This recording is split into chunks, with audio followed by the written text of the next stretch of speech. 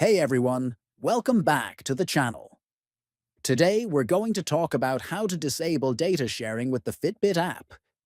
Many users don't realize that Fitbit automatically shares certain data for research and development purposes. First, open the Fitbit app on your phone. Next, tap on your profile photo located at the top right. Then, from menu, click on Fitbit Settings. After that, scroll down until you find Manage Data and Privacy, and tap on it. Under this section, choose Data Shared for Research and Development. Finally, scroll down once more and tap on the option to turn it off. This will stop Fitbit from sharing your activity or health data for research or development purposes.